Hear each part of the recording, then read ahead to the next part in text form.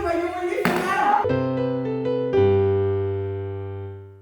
Tiens, ça t'apprendra à te moquer de ton père.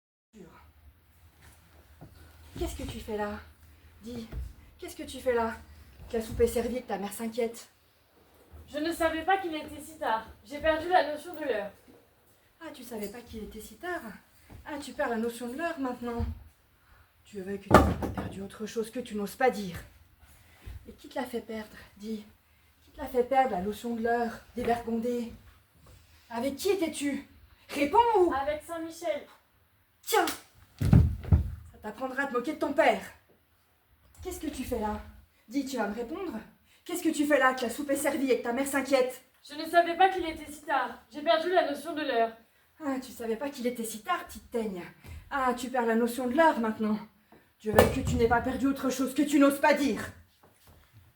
Et qui te l'a fait perdre, dis? Qui te l'a fait perdre la notion de l'heure, dévergondée? Avec qui parlais-tu? Réponds ou... Avec Saint-Michel. Tiens, ça t'apprendra à te moquer de ton père.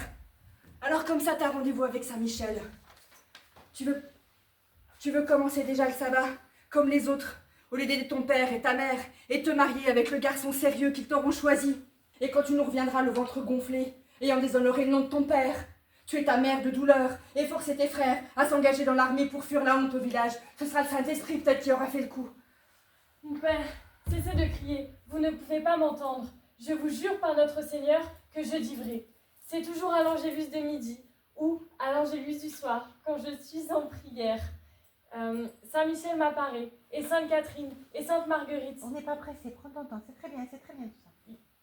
Ils me parlent, ils me répondent quand je les questionne, et ils me disent toujours pareil.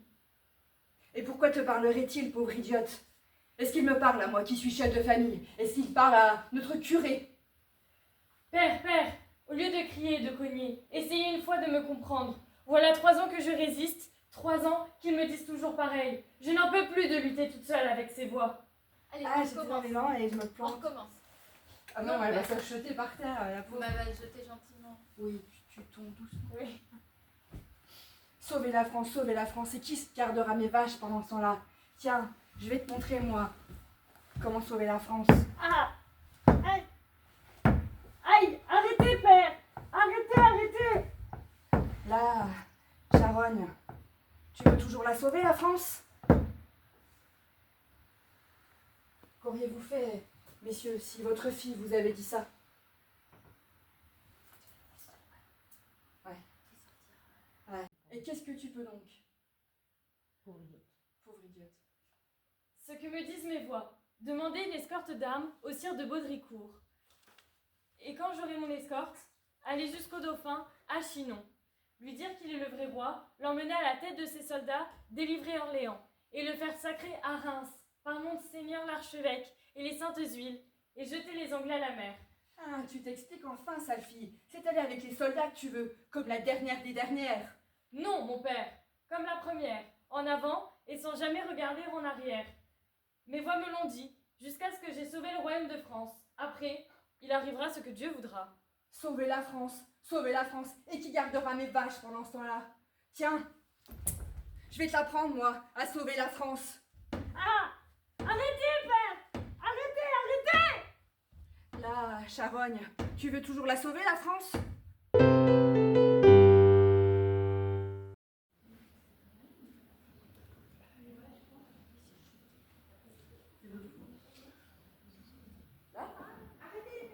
Ah oui, ok.